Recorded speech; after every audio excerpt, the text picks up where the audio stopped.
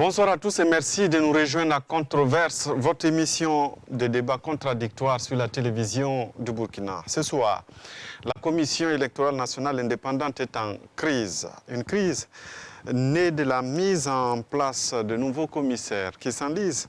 Et une troisième crise, on va dire, depuis 3 ans. Avant celle-ci, on se souvient de la crise de 2018, puis la crise des résultats de 2020. Composé depuis 2001 de la majorité, de l'opposition, de la société civile, la cohabitation semble de plus en plus difficile face à toutes ces crises. Donc on se pose la question, le format actuel de la CENI a-t-il atteint ses limites? Voilà la question centrale que nous posons à nos invités ce soir. Bruce Emmanuel Sawadogo est du ministère de l'administration territoriale et de la décentralisation. Il est là pour en parler. Avec nous, le professeur Abdoulaye Soma, il est de l'opposition non alignée, l'ONA. Avec nous, monsieur Maître Guy Hervé Kam, il est ancien président de la commission des réformes constitutionnelles, institutionnelles et politiques. Cette commission qui a été mise en place sous la transition, qui a réfléchi donc sur un certain nombre d'institutions, dont la CENI. Il est là donc à ce titre ce soir. À signaler que nous avons invité l'opposition et la majorité sur ce plateau, malheureusement, qui n'ont pas pu se faire représenter. Ce n'est que partie remise. En tout cas, nous parlons de notre sujet.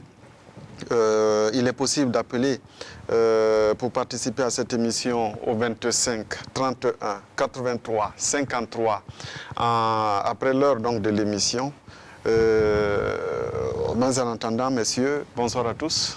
Bonsoir. Bonsoir. Je vais commencer par vous, de l'administration. Alors, Brice Emmanuel Sawadogo, la première question c'est vous. Est-ce qu'aujourd'hui, le format actuel de la CENI a atteint ses limites?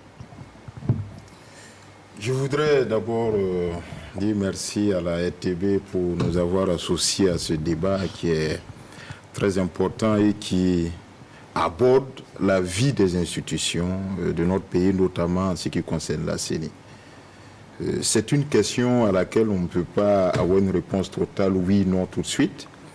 Parce que vous savez que le format actuel de la CENI a été le fruit d'un long consensus, d'un large consensus.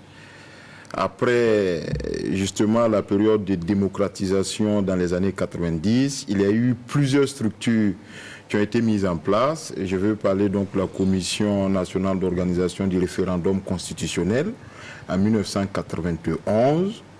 Puis, il y a eu la CENOE, toujours en 1991. Au départ, c'était donc les représentants de l'administration essentiellement qui faisaient partie donc de la commission pour la réforme constitutionnelle. Puis avec la Commission nationale d'organisation des élections, la CENOE en 1991, pour l'élection présidentielle et législative, il y a eu donc des représentants de partis politiques, de syndicats, etc. Puis en 1997, il y a eu également la CENOE deuxième version pour intégrer davantage donc la classe politique. Et en 1998, il y a eu la première version de la CENI qui a pu organiser les élections. En 1997, une seule élection. Et à partir donc de 1998, je vais dire donc la première élection de la CENI. Et à partir de 2001, on a eu le format actuel de la CENI après la crise de 1998, consécutive donc à la mort de Norbert Zongo et de ses compagnons, et de tout ce qui s'en est suivi au niveau donc de la classe politique et sociale au niveau du Burkina Faso. Très bien pour l'histoire. Donc, et depuis lors, donc, on a depuis lors, ça fait 20 ans que cette CENI fonctionne de manière tripartite, avec 5 représentants de la majorité, 5 représentants de l'opposition et 5 représentants de la société civile. Et au sein de la société civile, il faut préciser qu'il y a des composantes. Bien sûr, au sein de la société civile, il y a les 3 représentants des confessions religieuses, c'est-à-dire généralement, nous faisons recours à la communauté musulmane, à la communauté catholique à travers la conférence épiscopale Burkina-Niger, à la Fédération des églises et missions évangéliques, qui sont les 3 représentants. 4e représentant, c'est un représentant donc des associations de défense des droits humains. Et enfin, le 5e représentant, c'est un représentant des autorités coutumières. Et c'est là donc, que le président, voilà. que issu le président de la CENI. Non, en fait, le président de la CENI, effectivement, est issu des représentants de la société civile. Donc, des 5 représentants qu'on a cités. Il faut dire que depuis 1998, il y a eu plusieurs... D'abord, pour la version actuelle, en 1998, il y a eu le pasteur Samuel Yamiogo qui a été président, juste pour 2-3 ans. Et ensuite, il y a eu Michel Tapsoba, qui a fait 10 ans. Et ensuite, il y a eu Maître Kéré, qui a fait 5 ans, et nous venons donc de terminer un mandat, c'est à partir du 31 juillet 2021. Donc le premier mandat donc, de la CENI actuelle prend fin, c'est-à-dire qu'il y aura 5 ans pour Newton Ahmed Bari. Et ben, voilà. Pour permettre de comprendre, est-ce qu'il est dit que chaque président doit faire un mandat ou il est possible de faire 2 mandats? Non, aucune disposition de la loi ne prévoit en fait 1 ou 2 mandats. J'ai donné par exemple l'exemple du pasteur Samuel qui n'a fait que 2 ans à la tête de la CENI. C'est Michel Tapsoba qui a fait 10 ans, 2 mandats. C'est le seul qui a fait 2 mandats de 10 ans. Le 3e, c'est Maître Kéré qui a fait un mandat de 5 ans.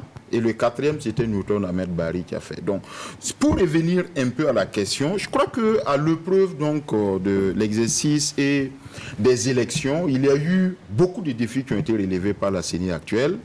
C'est clair que pour ce qui concerne les institutions politiques, il y a des débats, il y a des controverses, mais on peut quand même s'enorgueillir du fait que la CENI, sous son format actuel, a pu organiser un certain nombre d'élections, une dizaine environ. Maintenant, avec les crises qui viennent de façon peut-être un peu récurrente maintenant, il y a lieu de s'interroger effectivement sur le format actuel et c'est certainement pour ça que nous sommes là. C'est la question que nous posons ce soir. Professeur Soma, est-ce que la CENI actuelle a atteint ses limites? Je voudrais, mesdames, messieurs, vous dire que les institutions ne valent que ce que les hommes qui les animent valent, en réalité. Comme il a expliqué, la logique actuelle de la composition de la CENI était de dire que c'est une institution chargée de gérer des élections, donc des questions politiques. Et quand on a une question politique, on avait pensé qu'il y avait une double structuration. Il y a d'une part la majorité et d'autre part l'opposition. Et donc, il fallait que ces 2 structures soient représentées, ces 2 groupes soient représentés.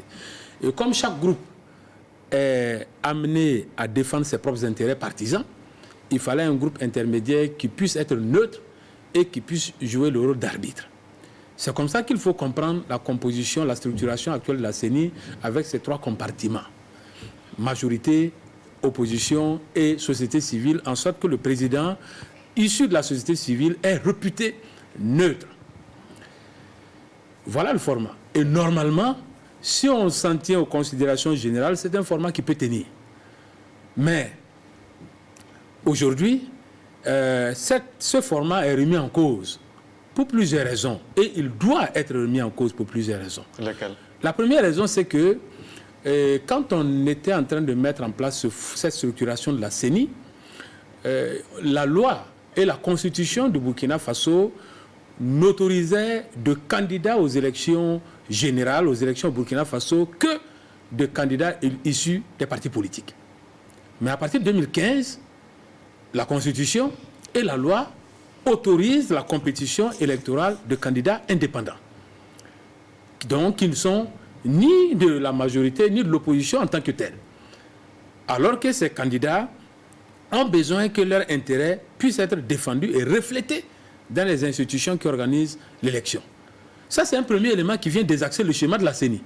Quand un candidat indépendant vous demande, dans votre structuration, qui défend mes intérêts, qui observe pour moi, vous ne pouvez pas répondre. Ça, c'est un premier élément. Le deuxième élément, c'est que il y a de la diversité dans les composantes. Vous voyez très bien que dans la composante société civile, on l'appelle société civile, mais on a regardé à l'intérieur de la société civile qu'elle est diversifiée. Et on a pris en compte cette diversité. Au niveau de la majorité est diversifiée. On n'en parle pas, mais la majorité aujourd'hui au Burkina Faso, il y a la PMP, et il y a des partis de la majorité qui ne sont pas à la PMP. Je crois que la loi parle des partis de la mouvance. Non, de la majorité. Ok. J'ai lu la loi. D'accord. Donc ça pose un problème. Le problème va se situer au niveau de l'instance de désignation à l'intérieur de la majorité. Qui désigne? En général, c'est la PMP. Et donc, quand on est de la majorité et qu'on n'est pas de la PMP, il y a un problème. C'est la même chose au niveau de l'opposition. Au niveau de l'opposition, on dit des commissaires représentants de l'opposition. On envoie la désignation au niveau du CEFOP. Mais le CEFOP gère un cadre qui s'appelle le cadre de concertation du CEFOP, avec lequel il se concerte pour désigner les représentants de l'opposition. Alors qu'on sait aujourd'hui qu'au-delà du cadre de concertation du CEFOP, l'opposition est diverse. Il y a par exemple l'ONA.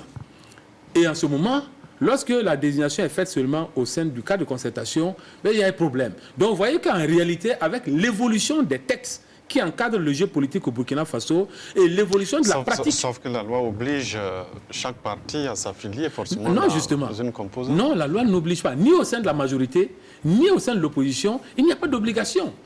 Et je parle ici de la loi, je ne parle pas d'opinion politique, je ne parle pas d'une interprétation. Je parle des termes qui sont écrits dans la loi. Brice Emmanuel... D'accord. Donc, je termine. Sur ce point. Oui, je termine, on viendra... Je termine l'analyse. Oui. Donc, il n'y a pas en tant que tel... il y a cette diversité-là, aussi bien dans la société civile, dans la majorité, dans l'opposition, et il y a eu cette évolution des textes.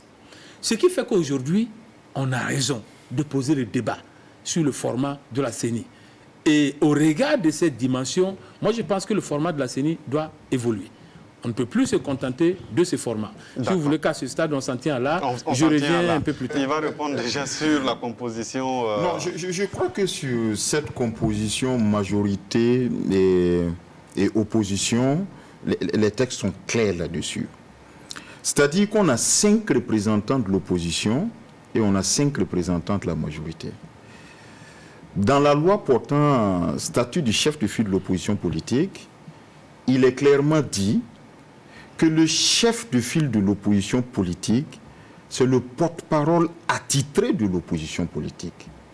Donc, lorsqu'il y a des situations de ce type, le ministère en charge des libertés publiques, qui est chargé donc de convoquer pour la désignation des partis politiques, s'adresse au premier responsable des partis regroupés au sein de la majorité présidentielle et au chef de file de l'opposition politique, certainement, qui doit faire la concertation avec les partis de l'opposition politique. On n'envoie pas des correspondances à tous les partis de l'opposition politique parce que cette loi portant statut de l'opposition politique quand même organise les partis en opposition et en majorité. Donc c'est véritablement... Il n'y a pas de non-aligné. Non, il n'y a pas de non-aligné, contrairement. Il n'y a pas de non-aligné dans la loi. Bon, je crois que c'est un débat qui revient. Important de poser certainement ce débat.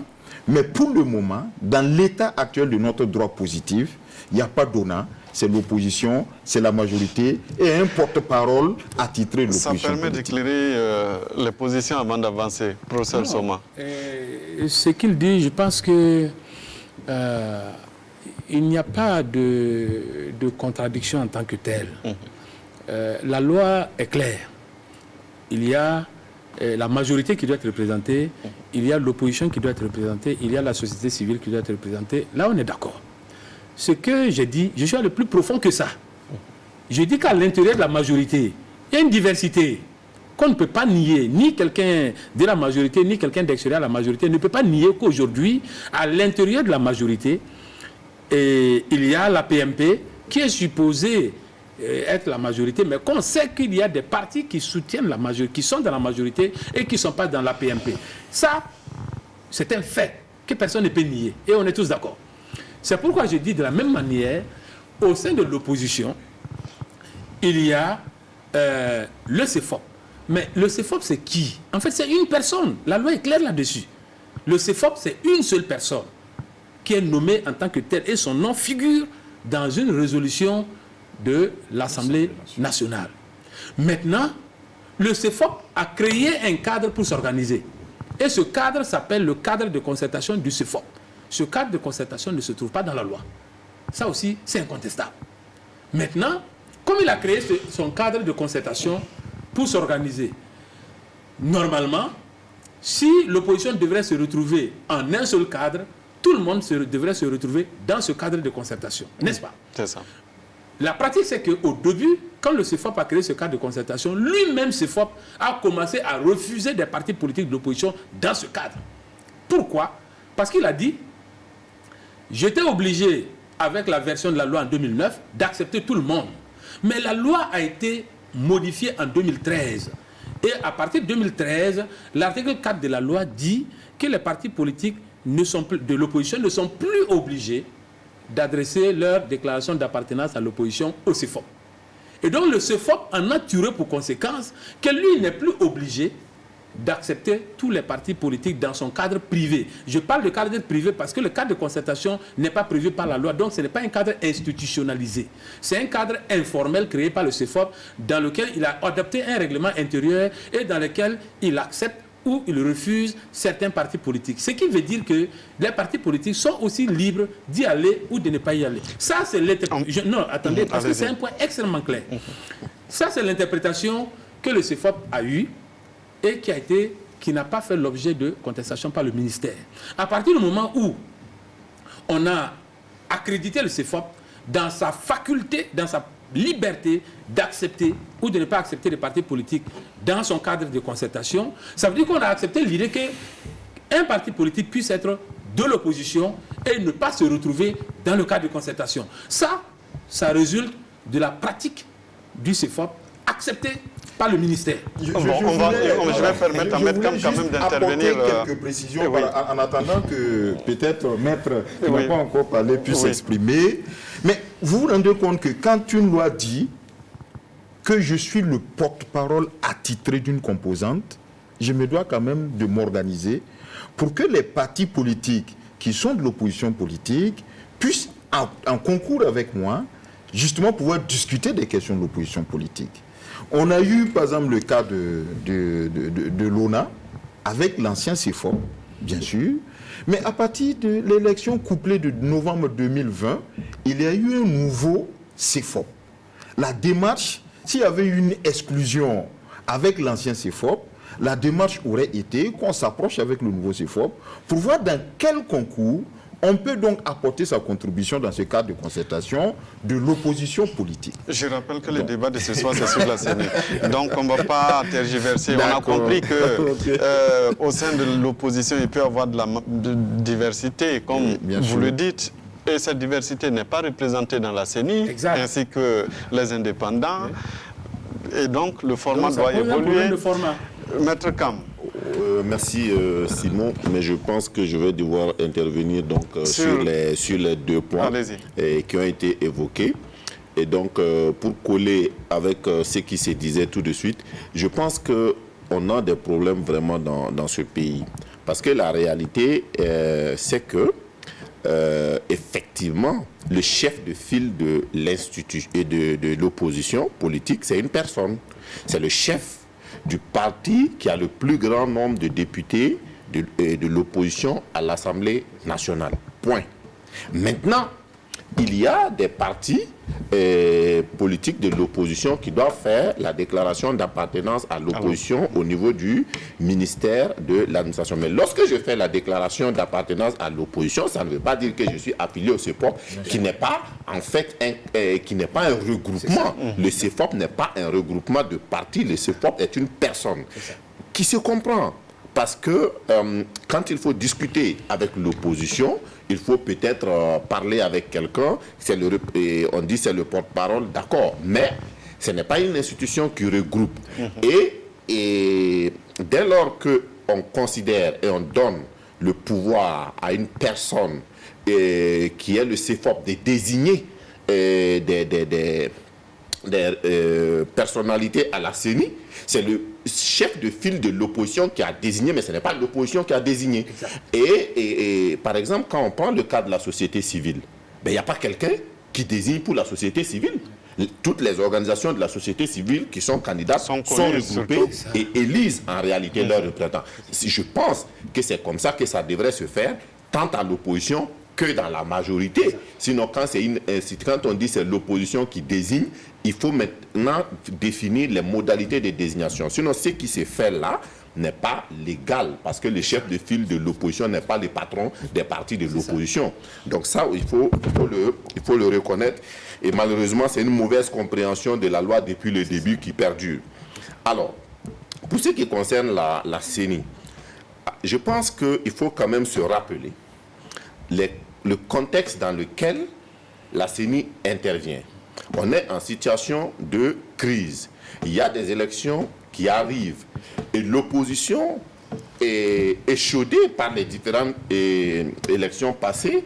Avec l'affaire Norbert Zongo, le collège des sages, eh bien, il faut trouver Vous forcément... êtes en train de décrire le contexte de 2001. Eh bien, il faut forcément trouver une solution. Et c'est une solution de compromis qui a été trouvée dans la CENI en faisant donc cette composition tripartite. Et justement, en raison de ce contexte-là, la CENI va bénéficier quand même, parce que c'est le bébé de tout le monde. Donc, il y a une sorte de sacralité qui couvre la CENI. Il y a donc que c'est notre bébé à tout le monde, donc on doit l'accepter. Eh bien, la CENI fonctionne comme ça. Mais l'évolution sociopolitique du pays va faire en sorte que ce qui ne se disait pas se dit, ce qui ne se voyait pas se voit. Et aujourd'hui, on peut dire que oui, la CENI dans son format actuel, c'était un constat. C'était un constat qu'il y a beaucoup de choses, en fait, ça ne peut plus, en fait, à mon avis, continuer comme ça. Et il ne faut pas croire... Et pourquoi? Et je vais vous expliquer. Et il ne faut pas croire, justement, que c'est la crise actuelle qui fait qu'on peut dire ça. Déjà, ce qui ne s'était pas vu aux élections dans ce pays a été vu dans les élections de 2020, où les membres désignés par l'opposition ont bloqué. Ça veut dire que tout le monde a oublié qu'en réalité, les membres, les commissaires de la CENI prêtent serment. Donc, ne sont pas en réalité des représentants ni des partis politiques, ni de la société civile. Ce sont des membres de la CENI, point barre. Et à partir de ce moment, ils ont le devoir de s'élever au-dessus des institutions qui les ont désignés. Et ça, on le voyait venir. On le voyait venir tellement que déjà en 2015, si vous parcourez le rapport de la commission, puisque je suis là à ce titre, déjà en 2015, la commission avait appelé à faire des réformes sur la CENI et un point essentiel était de définir le profil type de commissaire. Parce qu'aujourd'hui, que dit la loi, ça doit être des personnes de bonne moralité et jouissant de leurs droits civiques. Ce n'est pas suffisant. Il y a beaucoup d'éléments qui manquent. Et tant qu'on ne va pas régler ces problèmes-là, moi je pense que les deux crises des élections de 2020 et celles d'aujourd'hui, où, permettez-moi de le dire, quand on dit que les membres de l'opposition, l'opposition appelle ces délégués à ne plus siéger, mais c'est très grave. Ça veut dire que ces délégués-là ne sont pas indépendants et n'ont pas compris qu'ils sont indépendants. En attendant, ils ont été désignés par l'opposition. Oui, non, c'est pour dire que ce qui ne se disait pas, c'est dit aujourd'hui, ce qui ne se voyait pas se voit aujourd'hui, et donc, en réalité, la sacralité qui couvrait la CENI est tombée. Donc, il y a un problème qui est là qu'il faut résoudre. Brice Emmanuel Savadogo, vous n'aviez pas répondu à ma question sur les limites éventuelles. Aujourd'hui, est-ce qu'on est arrivé à un stade où comme dit Maître Hervé Kam ou le professeur Soma, il faut forcément évoluer. Non, il faut. Je pense que on est tous d'accord sur le fait qu'il faut d'abord s'interroger sur le format, et je crois qu'il faut forcément évoluer sur le format actuel de la CENI, pour plusieurs raisons. Je crois que nous avions même engagé des réflexions sur justement l'évolution de la CENI depuis fort longtemps. Il a parlé de 2015, mais depuis 2009, le problème s'est posé. Le problème s'est posé parce que effectivement, on a des problèmes, on a beaucoup de défis à relever. Et nous avions prévu au niveau du ministère de l'administration territoriale, après le cycle électoral de 2020-2021, en son temps, malheureusement, ça a été reporté en 2022 pour les municipales. Nous avons prévu une réforme intégrale du code électoral avant les élections de 2025. Et à l'occasion, et comme la CENI, c'est le fruit d'un consensus, tous les acteurs seront donc réunis. Je veux parler ici des acteurs politiques, je veux parler également de la société civile, il a parlé d'indépendants. Ce sont les acteurs véritablement de la nation qui vont se réunir pour discuter donc de cette question. Et s'il y a un consensus sur un format particulier de la CENI, le code donc sera révisé. Je voudrais dire que la CENI, sous son format actuel, il y a d'autres formats dans d'autres pays. Quand vous prenez par exemple le Sénégal, vous prenez le Mali, vous prenez le Ghana et le Niger, mais ce n'est pas du tout les mêmes formats. Vous prenez par exemple au niveau donc du Ghana, vous avez une CENI qui est composée de 7 membres jusqu'à une période très récente, tous nommés par le président du Faso et le président de la République. Bon, ça c'est un format, mais ça ne veut pas dire que le Ghana n'est pas une république démocratique. C'est quand même dangereux dans notre contexte. Exactement. Donc, en fonction des réalités et également de l'entente qu'il peut y avoir entre les acteurs politiques et les acteurs de la société civile, je crois qu'il faut entamer la réflexion pour avoir une CENI qui puisse répondre aux attentes de la population. On est là ce soir pour entamer justement cette réflexion, professeur Soma. Moi, je voudrais dire deux choses. Je voudrais me réjouir devant vous de savoir que nous sommes dans une république et dans cette république, il y a encore des personnes qui ont une lecture honnête de la loi. Et je rends ici un hommage à Maître Hervé Kam de ce qu'il a dit. Parce que ce qu'il a dit, il n'est pas partisan de l'ONA, il n'est pas partisan de quoi que ce soit. Il dit dans la loi, il y a des choses incontestables. Il y a des choses incontestables. Les choses incontestables, et puis ça intéresse le format dont on est en train de parler. Oui, c'est parce que je me pose toujours la question. Non, il faut que ce soit très clair. Quel est le lien entre... Il y a un lien. Il y a un lien, puisque aujourd'hui, quand on parle de format, moi je vous ai posé le cadre. Vous connaissez mon opinion par rapport au format actuel de la CENI. Ce format a été adapté à un moment donné. Notre droit a évolué. Oui. Et donc, ce format n'est plus adapté. On veut évoluer dans le débat. Et donc, la question qu'on vous pose, en fait, nous sommes actuellement... c'est de savoir si format il devait y avoir, quel format faut-il adopter aujourd'hui pour être en phase avec notre contexte. Je vais terminer ma réflexion. On avance, professeur. Je termine parce que ici, en fait, quand vous convoquez un débat, le but c'est quoi? C'est d'éclairer l'opinion. Oui, mais sur un point précis. Mais c'est sur ce point. Le débat, personne n'est hors sujet. C'est tout ce qu'on a dit. Vous-même, vous n'êtes pas hors sujet. C'est pas encore l'ONA. D'accord? C'est pas encore l'ONA. Moi, je ne veux pas parler de l'ONA. Vous-même, vous n'êtes pas hors sujet quand vous avez posé la question. Mais il faut que les gens comprennent qu'aujourd'hui, la CENI ne représente plus la diversité politique qu'elle est supposée représenter. C'est ça, en fait, le point de départ. Oui, et qu'est-ce que c'est que cette diversité politique? C'est ça qu'il faut que le peuple comprenne. Vous l'avez déjà expliqué en long et en large, donc on a passé le temps, on va avancer. Vous avez compris. Tout le monde a compris. Mais moi, je pense... Tout le monde a compris, s'il vous plaît. Maître Hervé Kam, vous avez... fini. Oui, on va revenir à vous, professeur. Non, moi, j'ai dit que c'est vrai. En 2015, vous avez réfléchi. Oui. Non, ce que je voulais dire déjà, c'est que c'est vrai que voilà, ce débat part d'une crise conjoncturelle, mais dans le fond, il faut encore se souvenir déjà que le problème survient après des contestations, mais dans le format de la CENI. Qu'est-ce qui s'est passé en 2015? C'est qu'en 2015, en fin 2015 ou 2016, je crois, 2016, tous les tous les membres de la CENI ont été changés, sauf, je crois, une seule personne. Donc, on a en réalité 15 personnes, 14 personnes qui viennent s'ajouter à une personne pour être l'administration électorale, mais sans mémoire.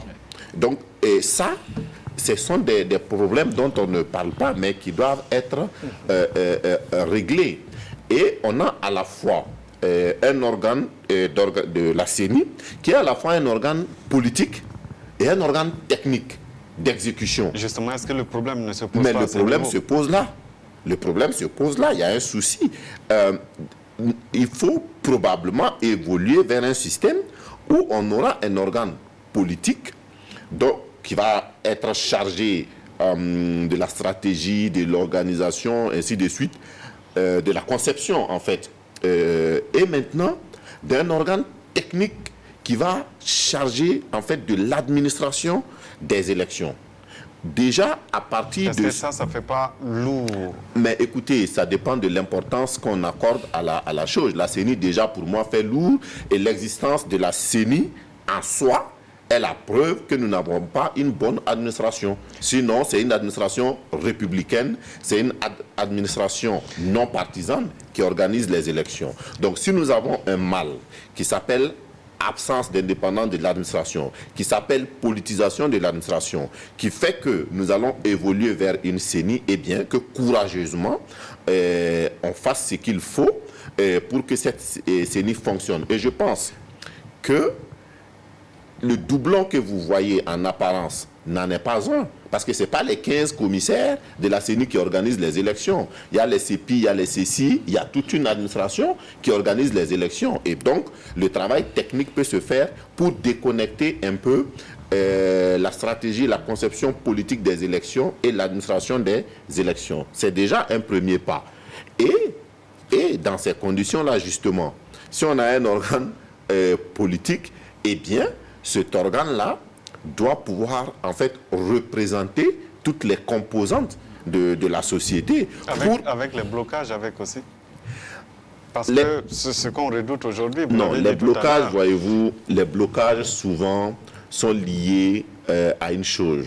C'est le manque de confiance entre les acteurs politiques. C'est ça qui amène les blocages. Sinon, quand on dit qu'on désigne une personnalité quelconque de la CENI, à la CENI, la loi ne dit pas, en réalité, en fait, la loi précise quelles sont les obligations, mais la loi ne dit pas d'aller sonder les cœurs et les reins des gens pour savoir qui a fait quoi.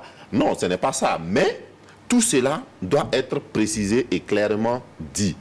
Et l'influence est beaucoup moins quand il y a une déconnexion entre cette instance politique-là et l'organisation pratique. Mais quand vous prenez quelqu'un à qui vous n'avez pas confiance et que vous voyez que c'est lui qui pilote, vous pouvez créer, vous pouvez douter. Voilà ce que je voulais dire. Professeur Soma, on peut aller dans un format où vous avez une instance technique qui s'occupe de l'organisation pratique sur le terrain et puis peut-être une instance politique qui va peut-être valider avant publication. Oui, c'est pas exactement ce que je dis. Hein. Parce que ce que je dis, c'est pas une instance politique qui va valider, mais c'est une instance politique qui va prendre en fait les grandes décisions en ce qui concerne l'organisation des élections, qui va dire par exemple que au lieu de faire des révisions de listes à des milliards chaque 1, 2, 3 ans, il faut faire une révision permanente avec en lien avec l'ONU. Et donc amoindrir le coût. Mais maintenant, celui qui va faire ça, c'est l'organe technique. Okay. C'est ce que je veux dire.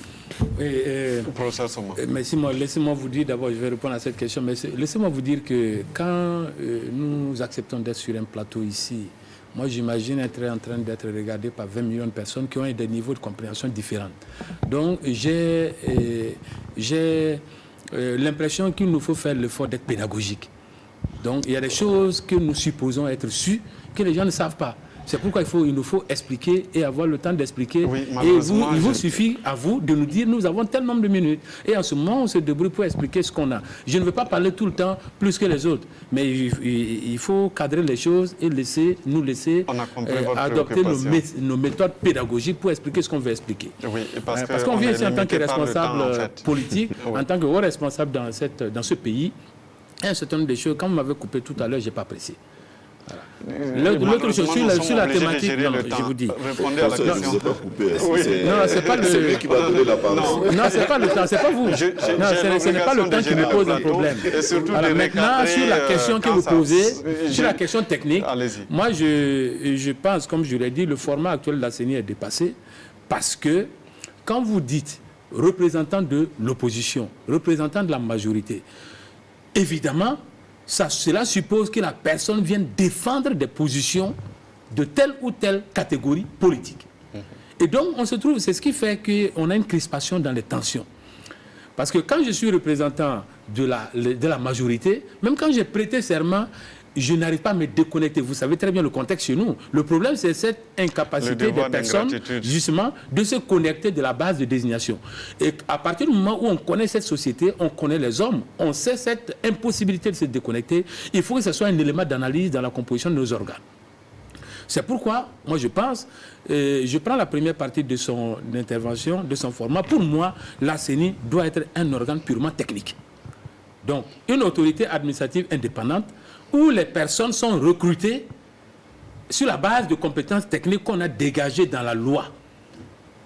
Et en ce moment, c'est une administration autonome, qui n'est pas de l'administration l'administration publique, chapeautée par un ministère, non, qui est chapeautée par un président, chef d'institution indépendant. Et les gens sont recrutés sur la base d'un test, d'un concours, en tout cas d'un mécanisme de recrutement, ex-qualité d'experts électoraux. Donc ils viennent là en raison de leur mérite d'avoir passé un concours. Et en ce moment, on peut espérer plus d'indépendance de leur égard. Et moi, c'est ce que je préfère. Parce que quand on veut faire organiser les élections par des fonctionnaires normaux soumis à un ministre nommé par le président, que moi je veux combattre lors d'une élection, je ne peux pas faire confiance à ces commissaires. Ce n'est pas possible. Quand on veut faire organiser les élections par des commissaires représentant politiquement la majorité ou politiquement l'opposition, ben, si je ne me sens pas représenté, je ne peux pas faire confiance à ces commissaires parce qu'ils sont réputés représenter et réputés obéir à telle ou telle logique partisane et politique. Donc ce qui fait que, dès lors, tant qu'on reste dans les schémas de représentation politique, nous allons avoir des difficultés de coordination de la CENI. Il faut donc instituer un schéma d'action technique. D'abord, oui, moi, je crois que beaucoup de réflexions sur la CENI nous permettent justement de proposer, comme Maître Guy Hervé Kam l'a dit, qu'on a des possibilités pour réduire le budget de façon substantielle, rationaliser même le budget de la CENI. Vous vous rendez compte que pour ce qui concerne les élections couplées de 2020, nous étions pratiquement à 57 milliards de francs CFA. Mais utiliser l'administration locale sur place pour certaines opérations peut s'avérer véritablement bénéfique pour notre pays. Vous êtes je m'explique. De nous dire de revenir à l'administration territoriale. Mais ça se fait ailleurs. On est parti. Ça se fait ailleurs au Mali. On est parti de là. Oui, mais tout à fait. Au Mali, non, je suis en train de faire. Non, je suis en train de faire une proposition parce que pour ce qui concerne les organismes d'élection, de gestion des élections, on peut avoir trois composantes. Il a parlé donc d'une CENI composée d'experts. On peut également avoir une CENI composée de politiques, comme on peut avoir une CENI mixte, qui permet donc d'utiliser l'administration locale pour minimiser un certain nombre de coûts. Et je m'explique. Vous vous rendez compte que dans notre pays, nous organisons par exemple les concours de la fonction publique avec l'administration locale, n'est-ce pas? Les hauts commissaires, les gouverneurs sont impliqués dans l'organisation par exemple des concours de la fonction publique au niveau régional et au niveau provincial, ça ne pose pas de problème majeur. Là, on parle d'élection. Tout à fait, mais là, on parle d'élection. Il ne s'agit pas pour ces représentants, par exemple, de l'État. Non, mais au Ghana, la Commission nationale électorale, les 7 commissaires sont nommés par le président de la République. Ça ne fait pas du Ghana un pays qui n'est pas démocratique. Peut-être qu'au Ghana, on est plus enclin à avoir un devoir d'ingratitude vis-à-vis du président. Et pourquoi pas au Burkina? Qu'au Burkina. Non, pourquoi pas au Burkina? Pour achever un peu la proposition, je ne suis pas fini. C'est-à-dire que l'administration locale peut se permettre de faire un certain nombre d'opérations.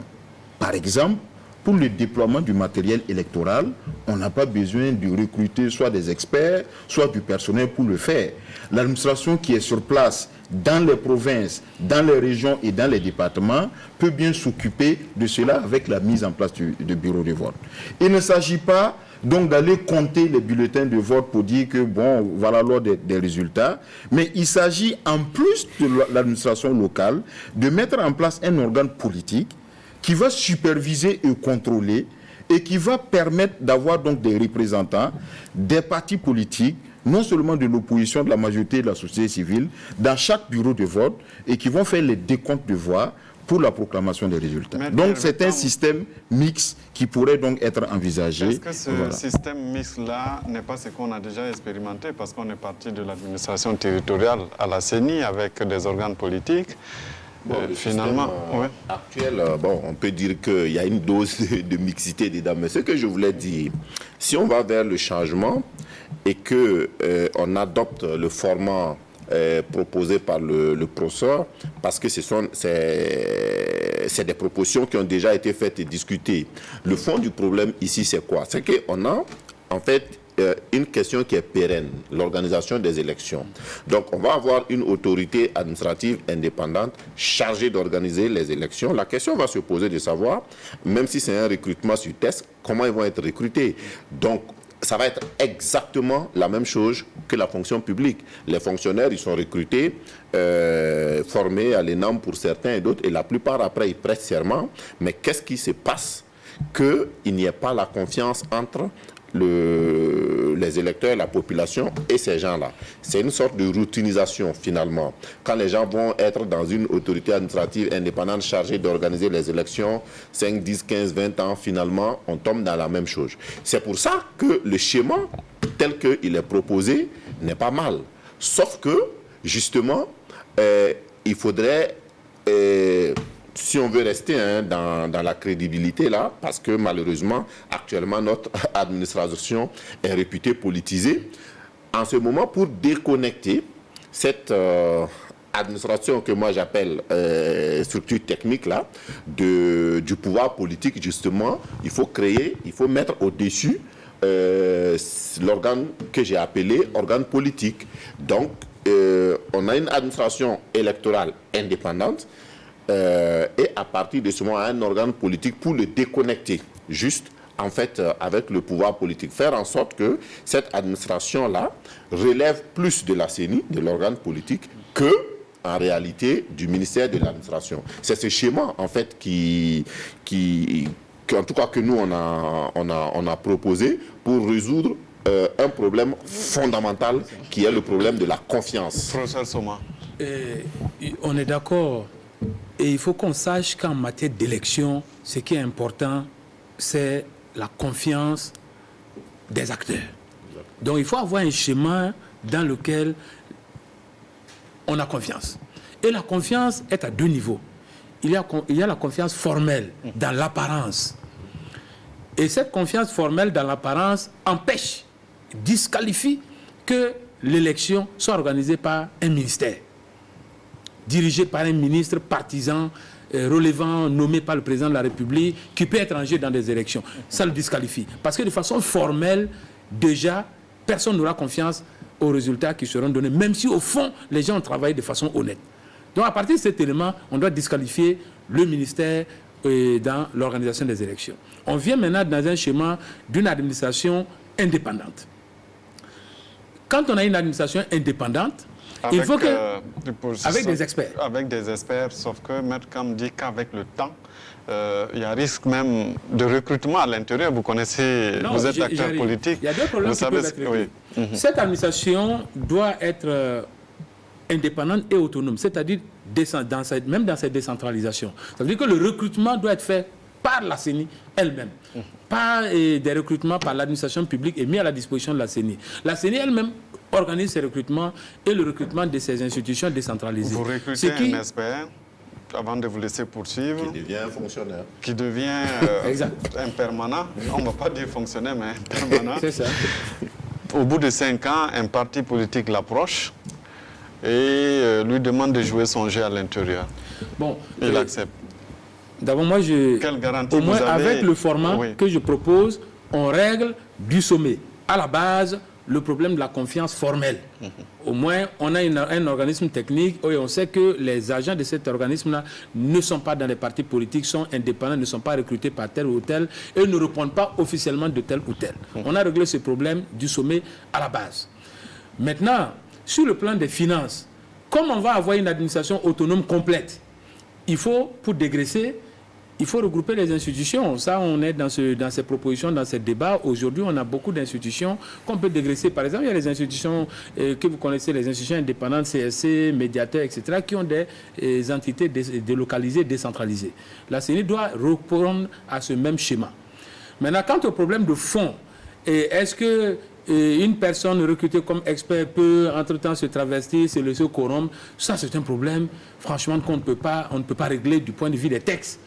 On va pouvoir seulement le régler du point de vue de la moralité, de la moralisation politique. Et on arrive dans des contextes comme de maturité démocratique comme au Ghana. Ce qui fait la différence entre le Ghana et nous, c'est que là-bas, on a une confiance dans la maturité démocratique des acteurs. Et ici, on n'a pas de confiance dans la maturité démocratique des acteurs. Ce qui fait, c'est vrai, parce que nous avons des signaux de comparaison. Et nous devons avoir cette tendance à cette maturité démocratique pour avoir confiance aux hommes qui animent les institutions. Donc, il faut établir la confiance à l'institution et la confiance aux hommes. Le schéma que je propose permet de garantir la confiance à l'institution. Pour les hommes, c'est un travail permanent. En fait, moi, je crois qu'il ne faut pas véritablement continuer à infantiliser l'administration. Et je m'explique. Parce que d'une manière ou d'une autre, l'administration est impliquée dans les élections. Prenons les documents de vote, de votation.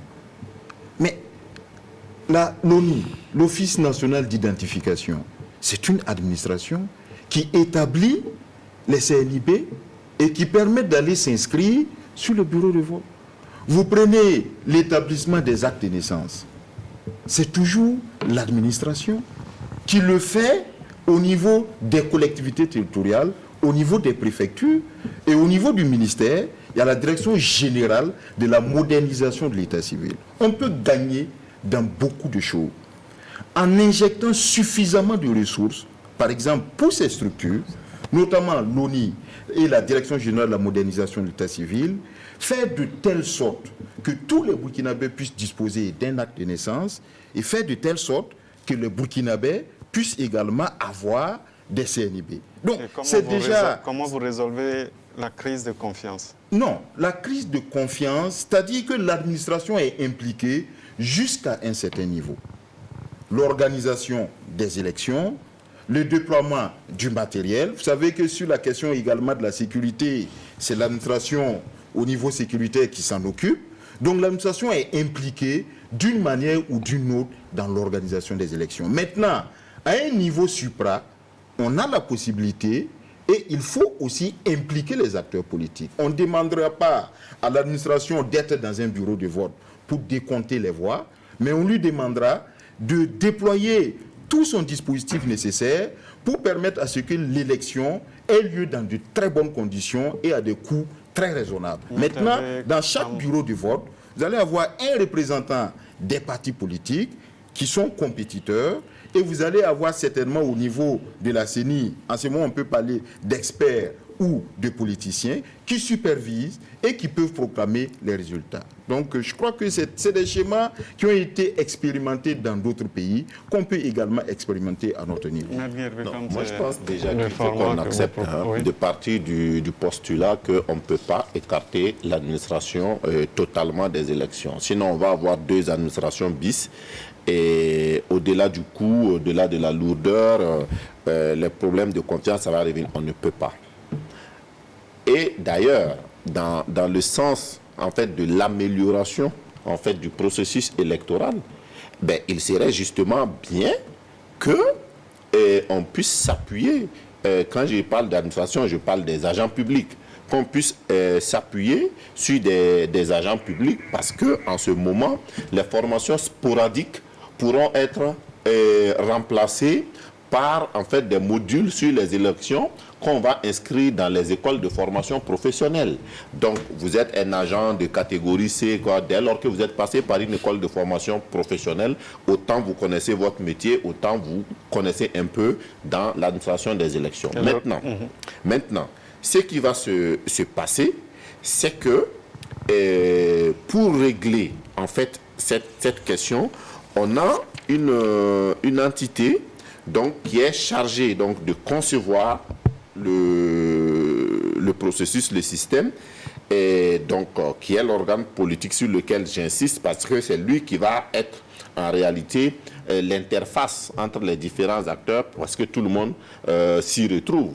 Et maintenant, l'organe dont je parle, il va être, comme le professeur le dit, mais ça ne peut pas être une grosse machine. Ça ne doit pas être une grosse machine.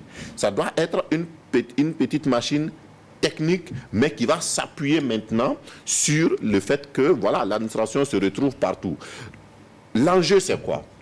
L'enjeu, c'est la crédibilité des élections. C'est de savoir que ce fonctionnaire-là, qui participe à l'activité, au processus électoral, est, entre griffes, contrôlé par une tierce personne pour être sûr qu'en réalité, il n'est pas en train de tricher, il n'est pas en train de tripatouiller. Je pense qu'en fait, c'est ça l'enjeu. Et je dis que nous devons, au-delà de tout, travailler à ce que le Burkinabé nouveau là, lorsqu'il est fonctionnaire, qu'il soit crédible pour qu'un jour on puisse organiser aussi les élections. Parce que lorsque le professeur Soma dit que le fait que vous êtes de l'administration, vous êtes disqualifié, ça c'est parce que notre système ne fonctionne pas bien. Sinon, ben, dans les pays développés, ben, on organise des élections et le président sortant est battu, alors que c'est son administration. Donc, il faut qu'on en arrive là. Mais on ira à petits pas. Voilà.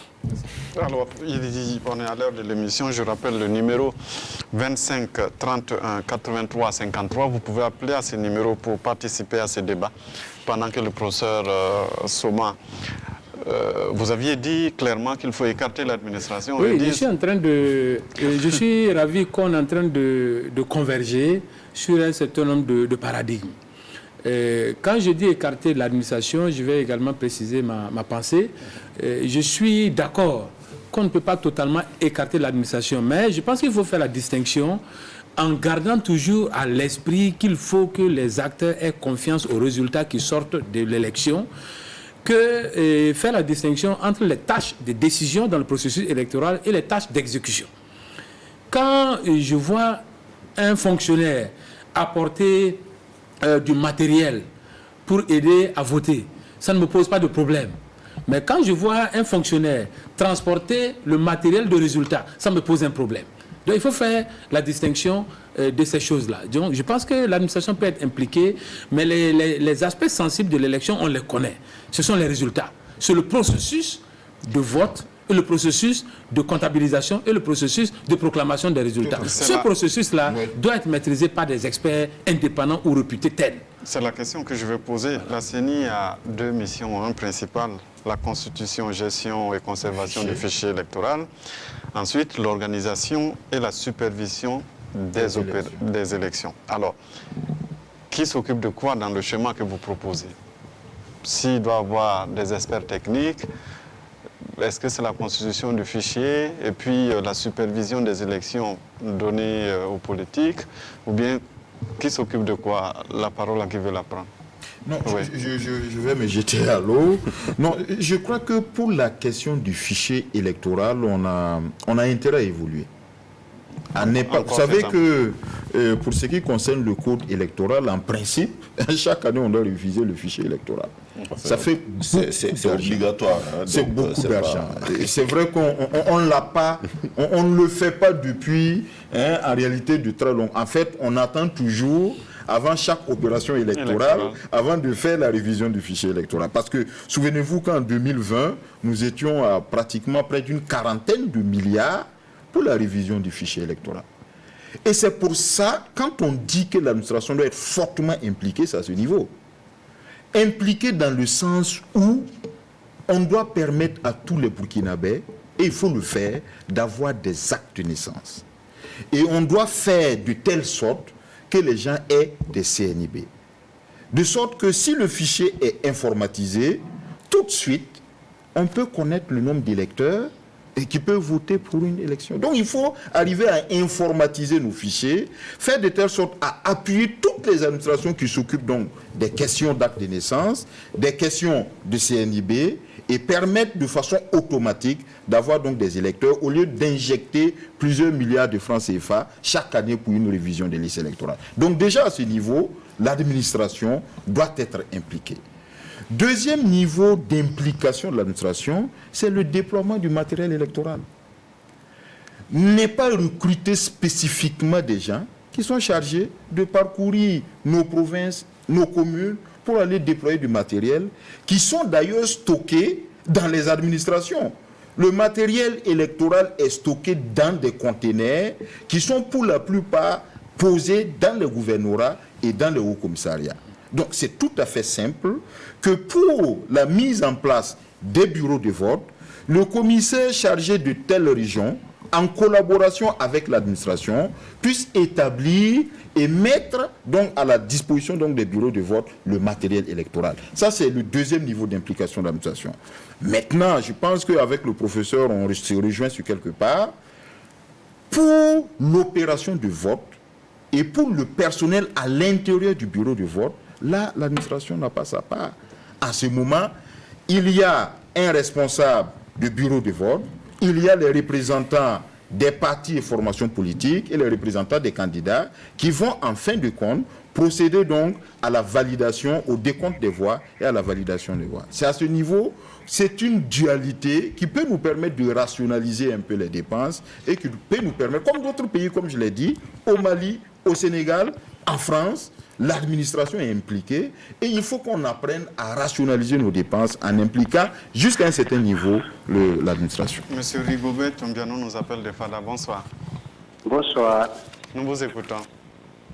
Alors, quand j'écoute vos invités sur le plateau, c'est la question de confiance de ceux qui doivent animer l'entité qui sera chargée d'organiser les élections, en fait, qui se pose. C'est ça. Je crois que tout le débat tourne autour de la question de confiance. Alors, je dirais que moi, je pense au format organisation des élections par l'administration. Donc, je soutiens... On ne vous entend pas très bien, vous êtes un peu éloigné de votre combiné apparemment. Alors, je reprends, je disais que moi, je suis d'accord avec le représentant du ministère de l'administration territoriale. Ok. Dit qu'il faut permettre à l'administration d'organiser les élections pour économiser en coûts. Parce que quand j'écoute le professeur Soma qui pose la question de confiance, aujourd'hui il est professeur de droit constitutionnel. N'a-t-il pas confiance au Conseil constitutionnel? Nous connaissons tous les modalités de désignation des membres du Conseil constitutionnel. C'est le président du FASO, c'est le président de l'Assemblée nationale, c'est des autorités politiques qui désignent des personnes qui à la base sont aussi parfois des partisans. Mais une fois qu'ils prêtent serment, ils sont appelés à servir la nation. Mais vous êtes obligé d'avoir confiance en eux parce qu'ils prêtent serment, ils se départissent de leur soutane politique. Alors donc, si on va continuer ainsi, on va récuser toutes les entités. Du coup, je pense qu'il faut revenir peut-être à l'administration pour organiser les élections, d'autant plus qu'on a un passé qui nous a dit que l'administration a organisé des élections aussi transparentes à l'époque et qui a mis en ballottage le président sortant. Mais à l'époque, on me dit toujours, j'ai écouté Maître Kam qui a dit que la société a évolué, les choses ont évolué, mais à l'époque, il y avait plus de tensions politiques, il y avait plus de clans, mais l'administration avait véritablement bien organisé les élections. Je pense qu'il faut travailler à professionnaliser notre administration et à confier à cette administration-là l'organisation des élections. Sinon, on va toujours continuer à perdre des milliards alors que la solution est à côté. Et donc, je suis d'avis avec... Vous restez en ligne, le procès Soma va vous répondre d'abord. Ok. Non, je pense que, si je me trompe, il doit avoir une erreur de compréhension. Parce qu'avec le représentant de l'administration ici, nous sommes en train de converger que sur le point d'abord que l'administration ne peut pas être totalement écartée de l'organisation des élections, parce qu'il y a des tâches matérielles d'organisation qu'il faut nécessairement que l'administration exécute. Mais on est aussi d'accord, deuxième point, que l'administration publique, chapeautée par le ministre, ne doit pas être celle qui organise totalement les élections, parce que si c'est le cas, le ministre étant nommé par un président, évidemment, qui peut être dans les élections, ça pose un problème de confiance, disons, apparente par rapport au processus électoral, et ça devient extrêmement dangereux.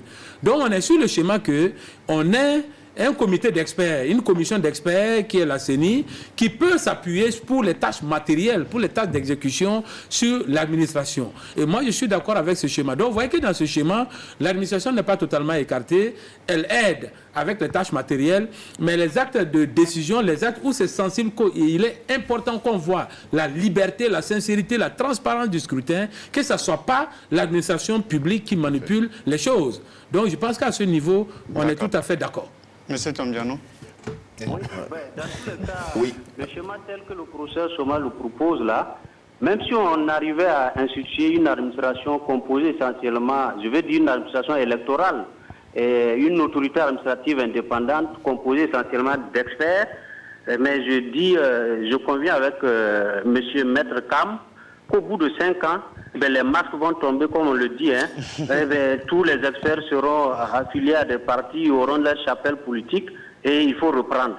Donc, nous ne serons pas sortis de l'auberge. Et je pense véritablement qu'il faut confier à l'administration générale l'organisation des élections. Et comme il l'a dit, instituer des modules de droit électoral, de procédure électorale au niveau des écoles de formation. Merci à vous, M. Tombiano, d'avoir appelé. Je vous en prie. Maître Kam. Oui, je voulais justement dire par rapport à l'intervention de M. Tombiano que justement cette période du Burkina où l'administration organisait les élections et tout le monde avait confiance, malheureusement, en cette période-là, je n'y étais pas, j'étais tout petit, mais on peut considérer, ça m'étonnerait qu'en cette période-là, il y avait des structures, des partis politiques dans l'administration politique, parce que tout le problème aujourd'hui, dans l'administration publique, parce que tout le problème aujourd'hui, ce manque de confiance-là, il n'est pas né de rien. Il est né du fait que l'administration est fortement politisée et que tous les partis politiques ont leur structure au sein de l'administration publique, ce qui est anormal. Et donc, on ne va pas mettre la charrue avant les bœufs. Moi, je pense que nous n'aurons pas une démocratie, en tout cas sérieuse, tant que, justement, nous-mêmes, nous jugerons notre administration incapable d'organiser les élections. Ça veut dire qu'on doit aller vers là. Mais avant d'arriver là, il faut dépolitiser l'administration. Il faut faire en sorte que le fonctionnaire voit l'État d'abord, avant le parti politique dont il est membre. Si on a ça, oui, on peut faire ça. Mais tant qu'on n'aura pas ça, on est obligé, parce que les élections sont d'une importance capitale. Dans nos pays, toutes les crises les plus violentes trouvent leur source, leur origine dans des élections mal organisées, dans des élections critiquées. À partir de ce moment, il faut que nous nous dotions de structures à même d'assurer cette confiance-là entre les citoyens et le processus électoral. Malheureusement, pour ça, eh bien, il faut déconnecter. Mais l'administration ne peut pas être déconnectée totalement. Et d'ailleurs, sur la phase de l'enrôlement, je trouve, et la commission l'a dit, dans notre rapport, c'est dit qu'il faut aller vers, en fait, le jumelage entre la liste CENI et la liste ONU. Parce que c'est une aberration de dire qu'on n'a pas confiance à l'administration, donc l'ONU, pour fusionner le fichier, alors que c'est le document que l'ONU délivre qui sert à s'inscrire. C'est une aberration. Mais en même temps, et surtout le déboulonnage. Oui, mais en même temps, je voulais le dire, mais en même temps, le coût d'une révision des listes est de loin inférieur à laisser l'ONU faire et à payer un audit qui sera commandé. On ne va pas demander à la francophonie à n'importe qui, mais le coût qu'on aura économisé là, on peut faire en sorte qu'on ait un audit avec l'ensemble des acteurs politiques pour vérifier que le travail a été fait et bien fait. Mais ça va être de loin, en fait, moins cher. Et ça nous permet d'avoir un fichier plus fiable et d'avoir un plus grand nombre d'électeurs. Parce que pour beaucoup de raisons, lorsqu'on va faire la révision, on va dans un village en avril pour faire des élections, lorsque tous les jeunes de 18 à 35 ans ont traversé la frontière parce que c'est la saison chasse pour aller travailler dans le pays étranger. On y va en mai, en juin, eh bien, ils sont là, mais ils sont au champ. Donc, on dit les gens ne s'inscrivent pas, mais les gens, ils ne sont pas là. Donc, à partir de ce moment-là, il faut trouver la solution la plus performante et la moins chère. Et ça, c'est encore une fois le jumelage de la CENI et de l'ONU et de payer le contrôle qui va faire en sorte que chacun aura vu que c'est une liste, excusez-moi le terme, potable, à laquelle donc on peut avoir confiance. Professeur Soma, ça vous convient ça? Oui, ça me convient. Simplement, quand on parle de la CENI, que ce soit un groupe d'experts, en ce moment qui est jumelé dans les tâches d'exécution avec l'administration publique, voilà, pour pouvoir organiser les élections. Dans votre format, où est-ce que vous mettez les acteurs politiques? Vous les déconnectez totalement? Non, parce que ce que je souhaiterais, c'est qu'on n'y soit pas en qualité d'eux. Okay. Qu'on ne soit pas renseigné dans l'organisation centrale des élections en qualité de membre d'un parti politique qu'il faut défendre. Parce que c'est en fait ça que ça signifie aujourd'hui et ça nous pose un problème. Mais ça, c'est plus une mauvaise compréhension. C'est ça, des mais acteurs, on y est en fonction de ses qualités techniques, parce qu'on a une expertise électorale. Parce que le problème aujourd'hui, c'est quoi? Les crises sont parties de là. Oui, le problème, c'est qu'aujourd'hui, le schéma normal, c'est qu'on vous dit l'opposition désigne, la majorité désigne, la société civile désigne. Mais dès que vous êtes désigné, vous prêtez serment, vous devez être déconnecté des instructions à recevoir. Mais on voit très bien que depuis le début, personne ne se déconnecte. Personne ne se déconnecte. Et la dernière crise nous a révélé que les gens ne se déconnectent pas. Et c'est pourquoi je disais au début, connaissant le pays et connaissant les hommes, il faut que ce soit un paradigme d'analyse dans la solution qu'il faut proposer. Maître Kam, il faut déconnecter totalement les partis politiques. Non, pour l'instant, si on les déconnecte, on ne règle pas la question de la confiance, c'est clair. S'ils ne sont pas dedans, les partis de l'opposition, on aura du mal à leur dire d'avoir confiance à une telle administration. On doit y arriver, mais pour l'instant, on ne peut pas les déconnecter. Je voulais dire quelque chose par rapport à cette affaire du style, dès qu'ils sont désignés, ils doivent se déconnecter. Ça, malheureusement, mais personne ne le comprend comme ça. Et c'est normal. Pourquoi c'est normal? C'est que, regardez comment les nominations se font. En réalité, la CENI est devenue aussi un endroit où on nomme les gens pour leur donner une place. Et sans aucun égard sur leurs compétences personnelles en matière électorale. À partir de ce moment, bon, on a pu nommer telle personne ici. Bon, on a 2 places à la CENI. On va aussi nommer les gens qui sont les plus accommodants pour qu'ils ne soient pas fâchés. On les nomme à la CENI. Donc, comment vous voulez, à partir de ce moment-là, que cette personne-là pense qu'il est parti pour exécuter une haute mission d'intérêt général? Non, c'est un poste qu'on lui a donné et où il va rester pendant 5 ans. Brice Emmanuel Savadougou, est-ce qu'il faut écarter totalement les acteurs politiques et puis pour avoir justement plus de crédibilité? Non, moi je crois que les acteurs politiques ont un rôle à jouer, mais certainement jusqu'à un certain niveau. Vous prenez le cas du Cap-Vert. C'est un pays véritablement un modèle de démocratie. Vous avez une CENI qui est composée de 5 personnes, dont 3 femmes et 2 hommes, avec comme présidente une femme, obligatoirement. Et vous n'avez que la présidente de la CENI, plus le secrétaire qui sont des permanents. Tout le reste sont là juste pour l'organisation des élections. Et après les élections, 2-3 mois après, c'en est fini. Pour permettre à l'institution certainement d'avoir toujours cette collaboration avec d'autres institutions, mais dans le cas précis, on pourrait éventuellement s'inspirer de cet exemple. Permettre certainement à des représentants des partis politiques d'être présents, mais certainement pour la période électorale. N'est pas fait une administration permanente, comme on le fait. Parce que quand les commissaires sont nommés, c'est pour 5 ans. Ils sont là, c'est pour 5 ans. Et durant les 5 ans, vous imaginez toutes les dépenses qui sont inhérentes au fonctionnement de la CENI. Donc on peut permettre aux représentants de partis politiques d'être observateurs. On peut même, dans certains pays, permettre à l'ensemble des partis politiques d'avoir un représentant dans le système pour être observateur. Mais dans notre cas précis, vous vous rendez compte, nous sommes à 208 partis en formation politique. C'est sûr que ce n'est pas simple à gérer. Il faut trouver un mécanisme beaucoup plus fluide pour permettre également à cette administration, le professeur l'a dit, on peut combiner des experts et des politiques, permettre peut-être au président de la CENI... Le professeur n'est pas parti pour les politiques. Je fais la proposition d'une combinaison. C'est-à-dire permettre au président de la CENI d'être un expert, ce qui est possible, et d'avoir des observateurs qui peuvent venir soit des partenaires sociaux ou des politiques qui vont superviser ou contrôler l'action donc de la CENI. En réalité, dans ce que je propose, c'est cela, c'est-à-dire le cœur de la CENI. Si on a 15 personnes, ces 15 personnes doivent être désignées en qualité d'experts. C'est 15, c'est 10, on peut discuter, on trouvera le nombre. Réduit ou large, c'est une personne. Il faut que ces personnes-là qui sont au cœur de la CENI soient des experts. Maintenant, cet appareil peut s'appuyer sur l'administration générale pour l'organisation des élections. Et dans chaque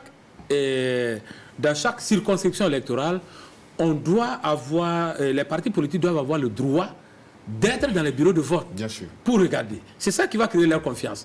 Ouais. Et comme vous le voyez lors des élections passées, quand on prend une province, les partis qui sont présents dans une province qui se présentent, ce n'est pas décent.